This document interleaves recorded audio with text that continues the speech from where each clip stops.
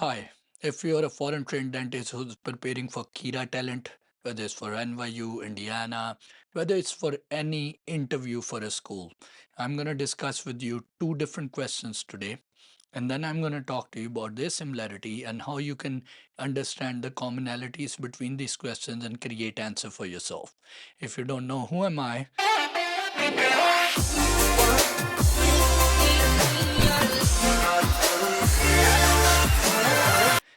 my name is Adriel William. I'm a foreign trained dentist just like you who graduated from University of Colorado in 22, and over the past 6 years I've been making YouTube videos and helping people with CAPID preparation, helping them uh, with SOPs, personal statement, LORs, Kira preps, one-on-one interviews, and all of these different kind of things. And you can uh, check my YouTube channel and see more similar videos. But today I'm going to discuss with you two different questions, and then we can jump in and see how we can solve them and create answer.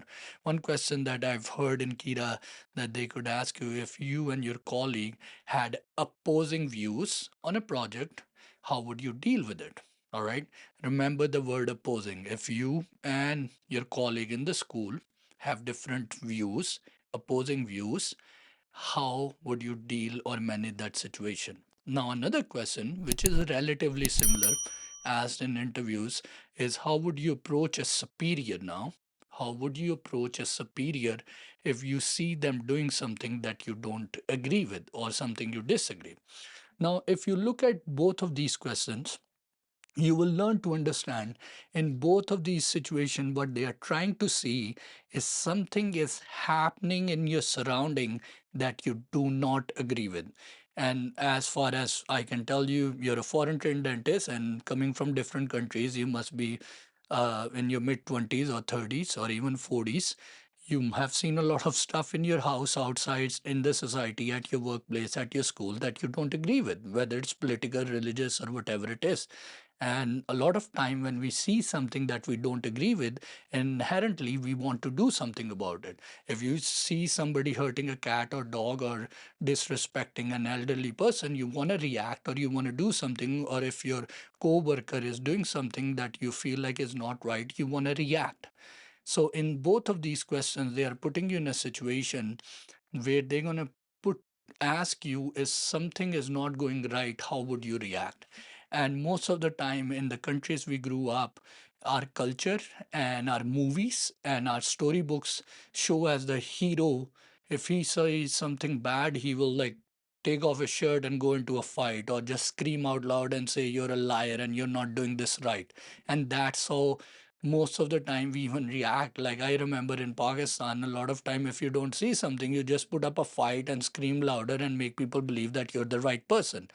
But in US, they are seeing the foreign trained people or the foreign trained dentists, that do you understand how to solve a problem or how to deal with a disagreement when you don't like it. And the similar question are asked in CASPer as well.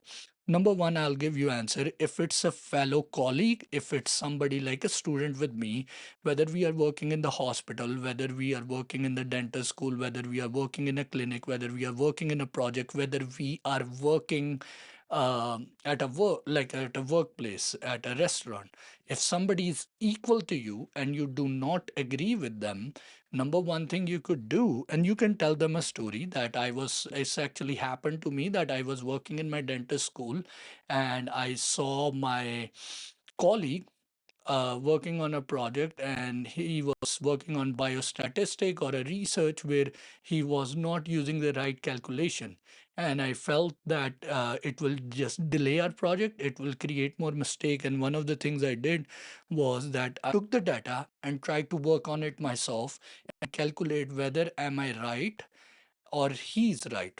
And when I did that, I did my homework, I collected all the data, I did the research, and then I sat down with him in a free time and I very respectfully told him that I feel like there are some errors in the work that we are doing.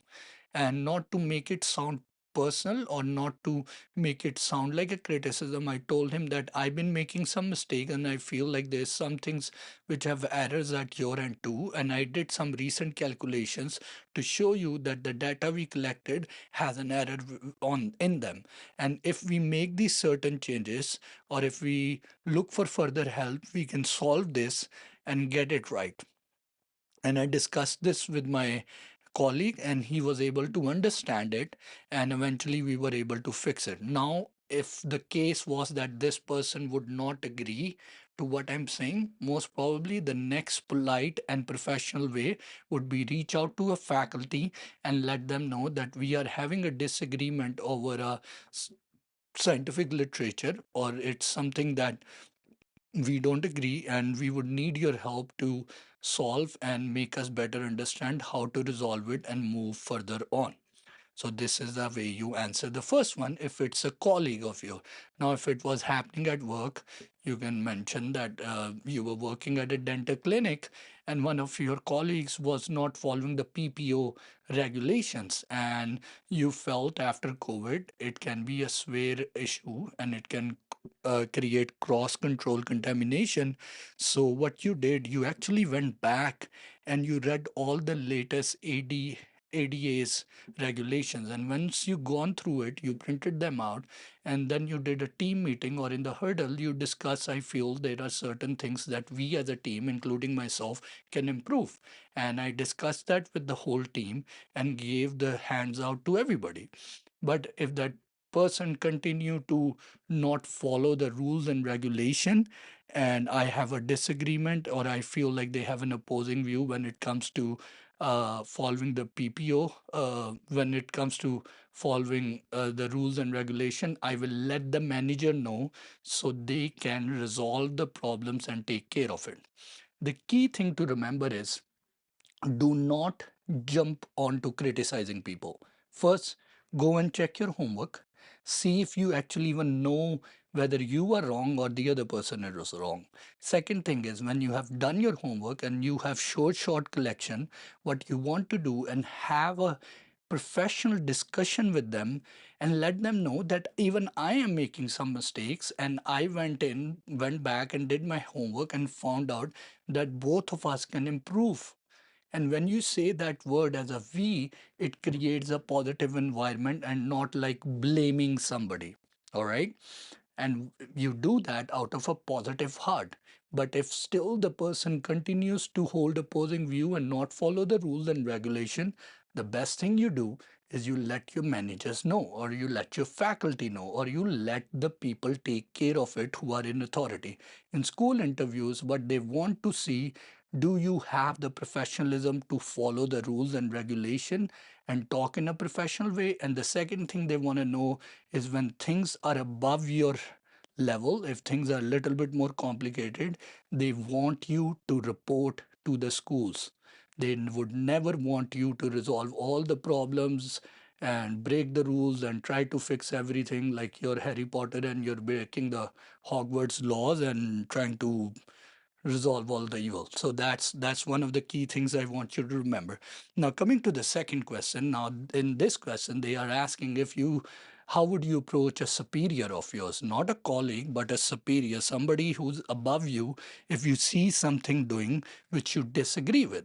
And if I would have to answer this, and I've discussed this a lot of different time, that they what they are trying to actually see is your ability to deal with disagreement in a work environment. And I remember back in the days when I was preparing for interview, they used to ask, in the medical and in dental residencies as well, if you have a senior resident who come intoxicated to the clinic or seems upset or intoxicated, and he's your senior resident or faculty, what will you do?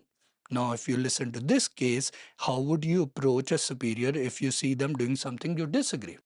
So it's relatively similar. You see something which you feel like is not right, what will you do? So in this case, if I would have to answer this, If you can say this, there have been situation back home when I was working in my dental residency or in my internship year. One of my senior faculty or one of my senior colleagues, one of my senior resident or senior fellowman actually was working in the clinic, and it felt like he was intoxicated or he was in a situation where his mental or emotional health did not look right. And one of the things I did is where I very gently and respectfully went up to him just to ask how is he was doing. And I was trying to see how his physical and emotional capacity was when it comes to his responsiveness. And after that, when I felt he was not doing the best, I offered him some water. And I, on the other hand, reach out to my school authority, my managers and faculty, and let them know that my senior colleague does not feel right and he should not be performing on a patient at the moment because it can cause hazard to the patient life and his life as well. That's the answer for intoxicated person or a senior or a superior you see doing something that you don't agree with. Now, they can shape it in a different way too. How would you approach a superior if you see them doing something clinically that you don't agree with? And trust me, when you start looking, like I've been doing this for 6 years, for some reason schools try to use chat gpt or try to figure out ways to make it complicated, but by the end of the day they are changing the words, but the meaning behind them remain the same if you start looking at closely. So when they are saying, what if the superiors is doing something clinical that you don't agree with? Well, in that case, the first thing I need to remember that if I'm in a dental school and I'm there to learn, there are going to be a lot of things that I don't know and my superior might know. So, in that case, first of all, I will let my superior do or perform the things that they are doing on the patient. I would not jump into it right away unless it's a life threatening hazard they are doing. If they are endangering the patient, if they are using the scalpel or the burr in a way that's going to harm the patient, yes, I would jump. That's emergency. But if they are performing something that does not disagree, I do not agree with, I will let them do it.